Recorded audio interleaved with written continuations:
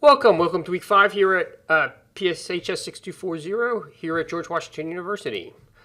So your next paper due February 9th on WMD terrorism, and I'll talk about that in a second. But I also want to talk about the current events. Obviously, the what happened with the airline collision in Washington has been dominating the news, especially if you are in the D.C. area. What I want to do is, I know this isn't a homeland security issue, but I want you to everyone to kind of follow what happened there as the investigation comes out. And ignore what you first see on the news. Ignore everyone's finger pointing on day 1, day 2, day 3. Wait till the NTSB investigation comes out. And when it comes out, I want you to look at the systems around this that failed. So I suspect there's going to be blame on maybe on the aircrew, maybe on the air controllers, and that's going to be a narrow blame. It's going to be like, hey, there might have been some human faulty.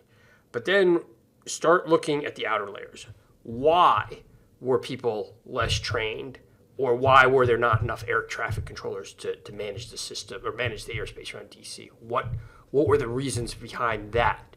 So it's like the outer layer. And then the outer layer on that is, okay, what is the regulatory legal framework that allowed for the airspace to be so dense around DCA on that night or even most nights.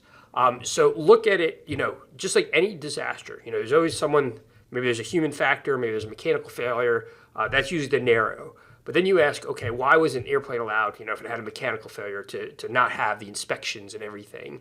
And then why are there market forces that allow for, poorly trained pilots, poorly trained mechanics, whatever you, to operate? So look in those circular focus areas going forward.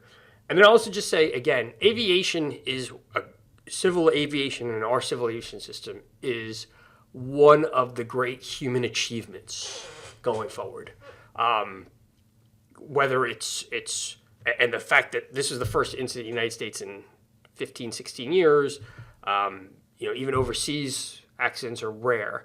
And the fact even like Boeing now, those accidents that happened in the last couple of years, the fact that it happened is kind of an exception to the rule that mass aviation travel is safe, somewhat reliable. But when you got to think about all the different factors that happen from a system, an international system, to flight standards, to mechanical standards, this is truly a human achievement. So when these things happen, it's almost the exception to the rule going forward. So paper, I've marked your papers. Far too much background. Please do not repeat definitions.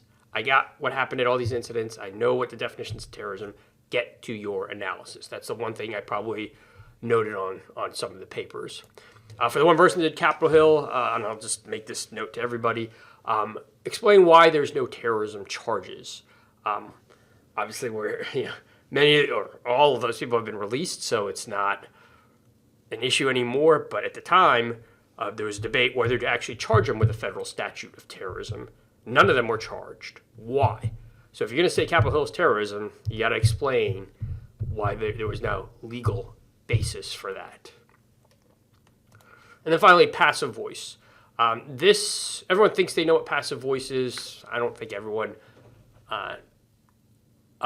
understands what it is. This top sentence is passive.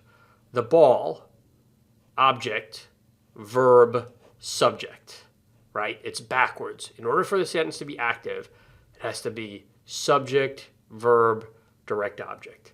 I know I'm getting to like 10th grade English class, and I don't mean to dumb this down too much, but just to ensure clarity in your writing, make sure your sentences are active. And even if you have to go subject, verb, direct object, like you're in 9th grade English, that might be a better way so you can make sure your writing hits its mark.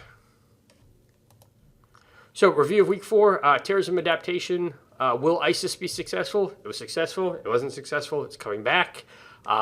With all the things that we know about what happened in Syria in the last couple of months, will ISIS have come back in form? And what are the variables for success? Hopefully, when you looked at your case studies, you saw, okay, this is what worked, this is why it worked, this is what didn't work, this is why it didn't work. So what are their variables for success? Are we seeing a schism, whether it's ISIS or any other terrorist group that I talked about in the lecture? And how do we exploit that schism? And finally, WMD terrorism. I didn't assign dirty war, so let me skip that. But Om Shinrikyo and Rajneeshis were the two case studies that you saw in the lectures and you read about, or at least you read about the Om Shinrikyo, and to ask why they were successful. And can other groups replicate that? Why or why not? So paper 2, due a week from today or on the 9th. 12 to 1,500 words. If it's 1,515 words, don't send it to me. Concision is important. Obviously excluding the bibliography and the cover page, but concision is important. I don't expect you to do limited or huge amounts of research. Imagine, again, like in your day job, some people might read an article, like the articles that you're going to be assigned, and say, is this a problem? Do I need to worry about it? Have me a point paper by the end of the day, or brief this up to me by close of business today. That happens in the real world. You should be prepared for it, and that's what this exercise is.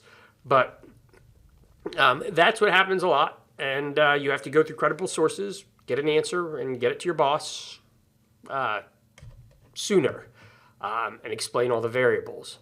And so I have 4 scenarios, but the 3 for the WMD, Al-Qaeda, the Arabian Peninsula, on Ricin, Syria, sarin, and then ISIS, the plague. The 4th scenario is something that came up recently, right-wing extremists and power substations. And that's a perfect example that your boss might see this in the news, might hear about it and say, is this something we need to worry about it? Why? Why not? What are the impacts? And that's kind of how I want you to approach this paper. Quick, focused, going forward. And then, each of these scenarios, you have to do this if you're a terrorist: produce, transport, and disseminate. And there's limitations to doing so. Explore those limitations.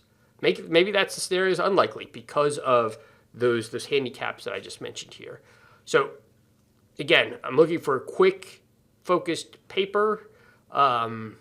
This isn't a PhD thesis or any thesis. It is designed as an exercise to make sure you understand this and can you do this in the future. So week 5 preview, the readings. So you've got some readings. You have the PBS Frontline and EU Counterterrorism. Great documentary. There's a couple other readings besides the Manar as well on Israeli counterterrorism. There's a documentary on that as well. The discussions, again, U.S. counterterrorism strategy and Israeli counterterrorism strategy. And I came up with those lectures before October 7th, before the war in Gaza. So you can feel free to add what your focus areas are that you might have seen in the last year in Israeli counterterrorism strategy. And so that concludes this week, and I look forward to your papers. And if there's questions or issues, let me know.